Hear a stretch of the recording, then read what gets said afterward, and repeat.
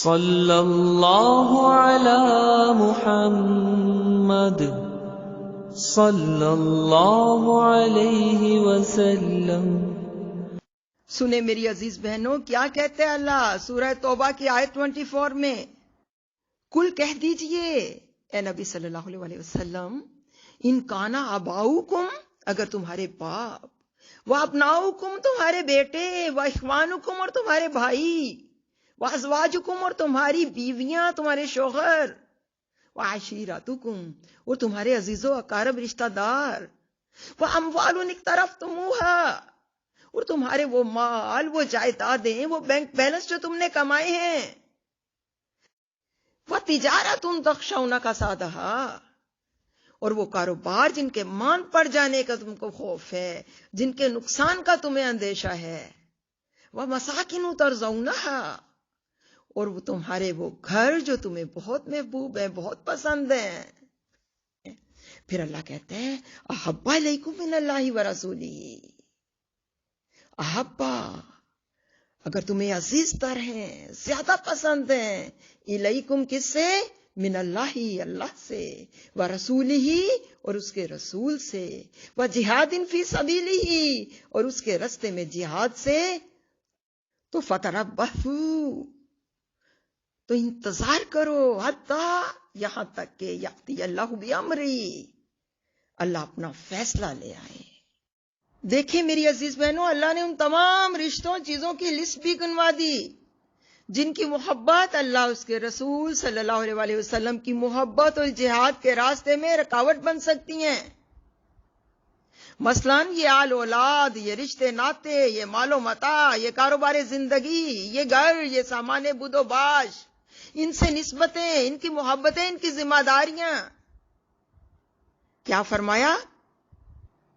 اگر یہ سب تمہیں اللہ اس کے رسول صلی اللہ علیہ وسلم اور اس کی راہ میں جہاد سے زیادہ عزیز ہیں تو تم اللہ کے فیصلے کا انتظار کرو۔ سوال یہ ہے کہ کیا پھر ہم ماں باپ، مال اولاد، رشتہ دار سب سے قطع تعلق کر لیں؟ مال و متاع، کاروبار سب سے کنارہ کش ہو جائیں؟ گھروں اور اس کے کاموں سے ہاتھ کھینچ لیں اور کارنر ہو کر بس جائیں نماز پر بیٹھ جائیں؟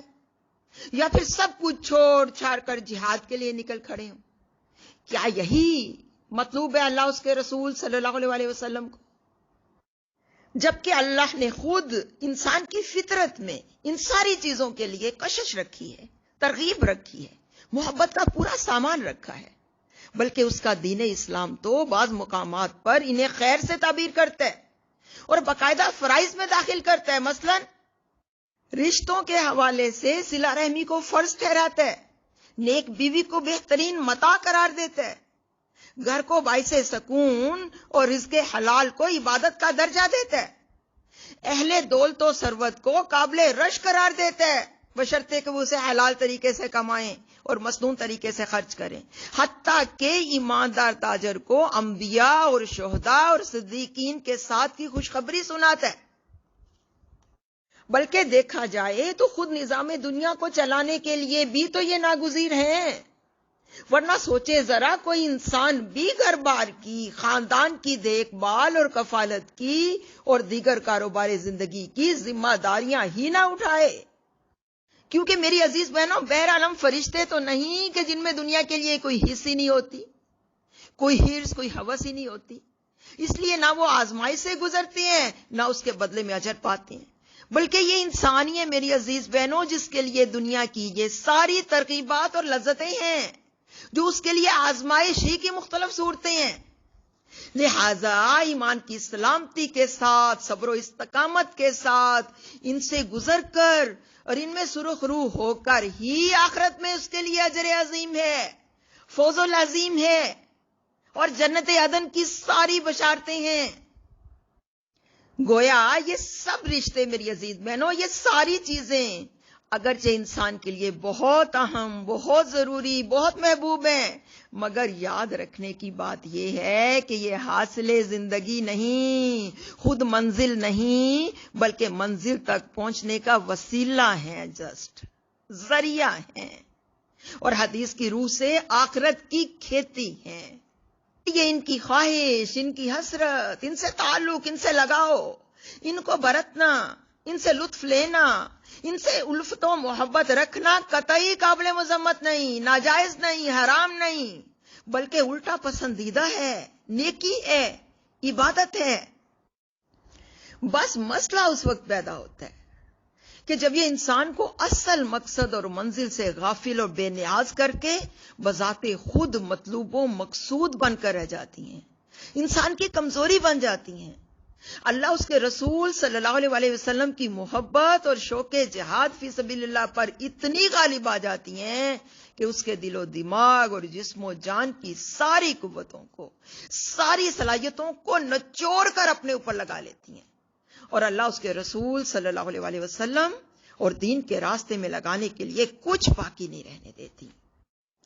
چنانچہ ایسے میں وہی آل اولاد اور مال و متاع جو خیر و خوبی، نیکی و عبادت میں شمار ہوتے ہیں، وہی فتنہ و فساد میں اور شر اور وبال کی کیٹیگری میں فال کر جاتے ہیں۔ چنانچہ اسی تناظر میں قرآن تنبیہاً فرماتا ہے کہ یاد رکھو تمہارے مال اور تمہاری اولاد حقیقت میں سامان آزمائش ہیں۔ بقول صاحب تفہیم القرآن، جسے تم بیٹا یا بیٹی کہتے ہو، حقیقت کی زبان میں وہ دراصل امتحان کا ایک پرچہ ہے، اور جسے تم جائیداد یا کاروبار کہتے ہو، وہ بھی در حقیقت ایک دوسرا پرچہ امتحان ہے۔ یہ چیزیں دراصل تمہارے حوالے ہی اس لیے کی گئی ہیں کہ ان کے ذریعے سے تمہیں جانچ کر دیکھا جائے کہ تم کہاں تک حقوق اور حدود کا لحاظ کرتے ہو، کہاں تک ذمہ داریوں کا بوجھ لادے ہوئے جذبات کی کشش کے باوجود راہ راست پر چلتے ہو، اور کہاں تک اپنے نفس کو جو ان دنیوی چیزوں میں اسیر ہوتا ہے، گرفتار ہوتا ہے، اس طرح قابو میں رکھتے ہو کہ پوری طرح بندہ حق بھی بنے رہو اور ان چیزوں کے حقوق بھی اس حد تک ادا کرتے رہو جس حد تک اللہ نے خود ان کا استحقاق مقرر کیا ہے، حق رکھا ہے، حکم دیا ہے۔ سچ پوچھیں تو یہ آیت میری عزیز بہنوں دل کا ترازو ہے، محبت کی میزان ہے، ضمیر کا کٹہرا ہے، جو ہم سے سوال کرتی ہے کہ بتاؤ تو ذرا، اللہ کی محبت، اللہ کے رسول صلی اللہ علیہ وسلم کی محبت اور اس کے راستے میں اپنا آپ کھپانے کی تمنا کتنی، کس قدر، کس مقام پر، کس درجے کی ہے؟ بے شک میری عزیز بہنوں اس سوال کے جواب میں ہی اس آیت کی پکڑ سے بچنے کا نسخہ موجود ہے، اور وہ نسخہ کیا ہے؟ یہی کہ اللہ اس کے رسول صلی اللہ علیہ وسلم کی محبت اور اس کے راستے میں نکلنے کی قوت، اقامت دین کے لیے جد و جہد، بلکہ ان کے نتیجے میں ملنے والی دنیا و آخرت کی سربلندیاں اور فتوحات بھی ان 8 رکاوٹوں کو عبور کر کے ہی ممکن ہوتی ہیں جو اس آیت میں مذکور ہیں،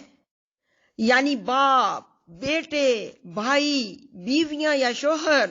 عزیز و اقارب، مال و دولت، کاروبار، مکانات۔ گویا یہ 8 پیپر ہیں ایگزام کے، امتحان کے، جو ان کو کوالیفائی کر گیا وہی سچا دعوے دار ہے،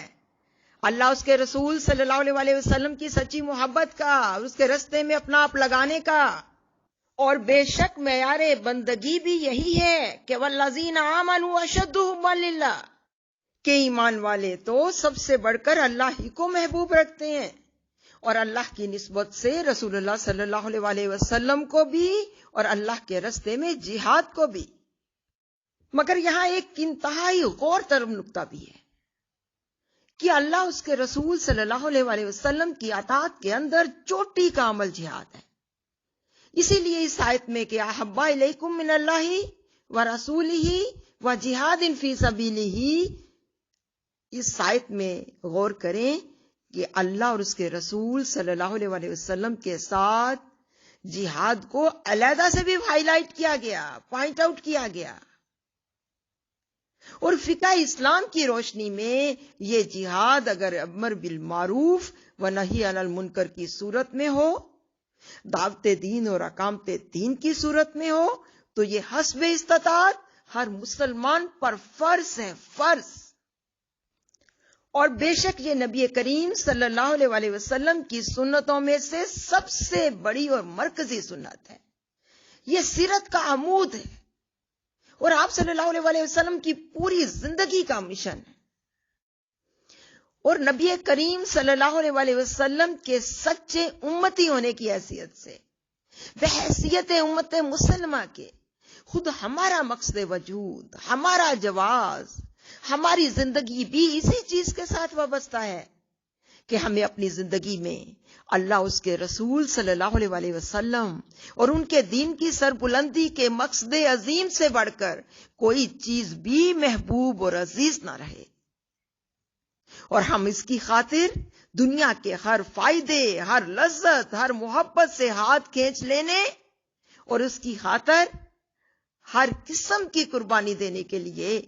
تیار ہوں، کمر بستہ ہوں، فکری لحاظ سے بھی، روحانی لحاظ سے بھی، عملی لحاظ سے بھی۔ گویا میری زندگی کا مقصد تیرے دین کی سرفرازی، میں اسی لیے مسلمان، میں اسی لیے نمازی۔ مگر میری عزیز بہنوں، خدا نہ خواستہ اگر ہم سب کچھ جانتے پوچھتے ہوئے بھی اپنے اس فرض منصبی سے پہلو دہی کرتے ہیں تو یاد رکھیں اللہ کی پکڑ بھی بہت سخت ہے۔ وہ برملا کہتے ہیں کہ فَتَرَبَّصُوا حَتَّى يَأْتِيَ اللَّهُ بِأَمْرِهِ، بس پھر تم انتظار کرو اللہ کے فیصلے کا۔ یہاں اللہ کے فیصلے سے کیا مراد ہے؟ بحیثیت مسلمان قوم کے ہماری شکست و مغلوبیت، ہماری ذلت و مسکنت، ہمارے اندر خوف و خراس، بزدلی، باوجود ایٹمی طاقت کے نبی کریم صلی اللہ علیہ وسلم کے الفاظ میں حال ایسے جیسے پانی کے اوپر جھاگ، ایسے جیسے دوسری قومیں بھوکوں کی طرح مسلمانوں کے دسترخوانوں پر ٹوٹ پڑ رہی ہوں۔ اللہ نہ کرے نہ کرے، مگر میری عزیز بہنوں، اس سے پہلے کہ نوبت یہاں تک آئیں، انفروا خفافا وثقالا وجاہدوا باموالکم وانفسکم فی سبیل اللہ، نکلیں اللہ کے راستے میں، ہلکے ہیں یا بوجھل، اور جہاد کریں اپنے مالوں سے بھی اور اپنی جانوں کے ساتھ بھی۔ ذالکم خیر لکم ان کنتم تعلمون، یہ تمہارے لیے بہتر ہے اگر تم جانو۔